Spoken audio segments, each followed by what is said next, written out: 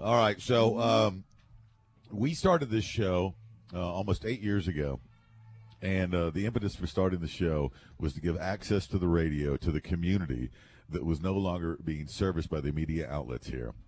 We went around to our sponsors, Stubbs Harley Davidson, Jim Beam, the House of Blues. We said, we need a public access show on a regular radio station, a media outlet. And so that's how this show was born. And we have helped over 200 charities. We have helped raise over $1 million for events and charities within our community here. We are community-centric on the Outlaw Dave Show. And now joining us, is it Celtic or Celtic?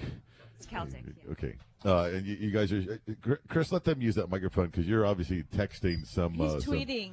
I'm trying to get some women up here. Sarge, just pull it out of the stand, so don't be afraid of the microphone. Sergeant Charles Katowski III. Yes, sir. Did I get it right? That's it. That's not you. Is that you? That's not me. That's not you. That was one of my best friends. Okay. You're Sergeant Thomas Allen. No? No. Who are you? Is your name on this list? My name is not on that list. My name is Dan Garcia. I'm a St. Thomas alumni from the University of St. Thomas. Yes, absolutely. Right here in Houston, Texas. Mm-hmm. And so tell me about what's is it Celtic or Celtic? Celtic. Celtic. All right. Tell me about Celtic Valor. Well, Celtic Valor is a scholarship for veteran students at the University of St. Thomas that a few alumni of St. Thomas established in honor of Sergeant Charles Katowski III, who was a friend of ours and a classmate at the University of St. Thomas. He enrolled in the Army after getting his degree, and he died in Afghanistan.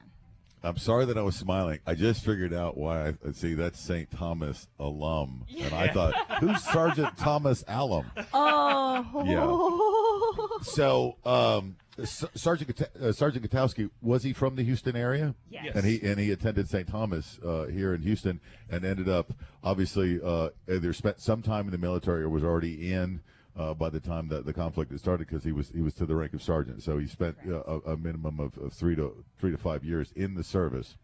Obviously, he had dedicated his life to the military. Received the Purple Heart, the Bronze Star, the Meritorious Service Medal, the Combat Action Badge, and you guys launched a charity in his honor to give scholarships. And are they scholarships to be used at St. Thomas? Yes. And how do applicants become eligible to be a part of the scholarship program? Well, basically, the requirement we have is that you're a veteran and served, or you can be a child, son, or daughter of a veteran. This is the first year, and we just launched it this week. The application is going to be out. We've raised a little bit of money, so we'll be able to give our first scholarship away in the fall. Awesome. This fall. Awesome. So, but it's an ongoing process, you know. St. Thomas is a private university, so they don't qualify for the Hazelwood Act. Oh. So the school does its best to work with the Yellow Ribbon program to help them get the funds too, but it doesn't always cover it. So what we're trying to do is help those veterans that are at St. Thomas right now be able to complete their degree and have the money to do so without having to get in debt with loans or whatnot. And did you go to St. Thomas? Yes, I got my bachelor's degree and my master's degree from the University of St. Thomas. In? I graduated in 2001. No. In what? Oh, and my bachelor's degree is in marketing, master's degree is in finance. Fancy pants. Yet I work in education, so. Finance. Man, that is just some dry stuff. It was a long 3 years. Other than Dave, does anybody really, if they graduate, really work in what they graduated from in that? No, never. Hey, Right? hey, and I used the Hazelwood Act. I did too. For years. I did too. 4 years. And Texas does a good job of taking care of its veterans, and I didn't realize that, and it makes sense, that private universities wouldn't be eligible because of whatever the underwriting for the government.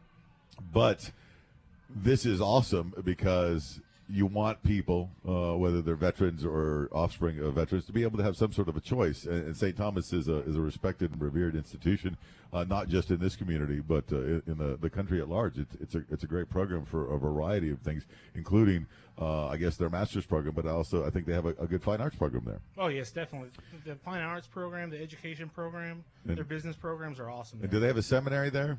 They're attached with a seminary program. Yeah. So. Yeah. And Sergeant Charles Katowski, was he from Houston? Yes, he was from Houston. And you guys were buddies when you were in college, or did you grow up together? In college. He was the very first person I met at St. Thomas when I first started going there back in '94. So the first thing he told me was like, "Oh, you're friends with me. You're in trouble." It's going to be a bumpy ride. And obviously you were friends with him right up through his deployments. Did he leave behind a family? He was engaged to be married. He was going to come back. He died in August 2007. He was going to come back in November. He was scheduled to come back. Yeah. It's just it's such a shame, and it's neat that we're able to embrace you guys and hopefully begin an ongoing relationship, because that was our New Year's resolution. We said we wanted to spend more time and more energy towards supporting outfits that would deal with and serve veterans that were returning, because beyond the transition, there's a lot that these young men and women need from us, and it seems that the government, especially the Veterans Administration, is not doing that great a job, and so it is incumbent upon us as a community to rise to the stewardship that is obviously at hand here. So kudos to you guys' efforts, and finding out you just launched it. We have a charity. It's the Outlaw Dave Foundation, and we collect money and distribute them to charities throughout the years. So we're now looking for our charity designators for this year, and I think that Celtic Valor is a worthy applicant to be on the list. So I think we're going to put you guys up on the list, and we would be honored. And we want to stay in touch with you guys and make sure that we get information from you before we head you out of here. Is there a Facebook page, or Twitter page, or a website where people can go to help support? Yes, they can go to CelticValor.org. And we also have a Facebook page and a Twitter account, all under Celtic Valor. Do you have any upcoming ideas of fundraisers that you're going to do? We're probably going to be doing we don't have a date yet, but we're probably going to be doing some crawfish boils and things of that nature.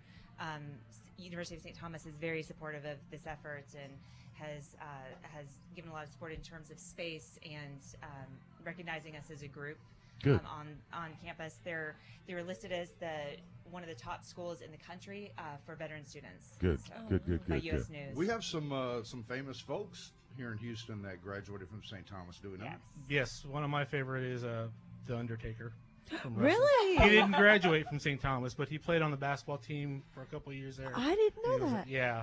I found that out through a yearbook randomly.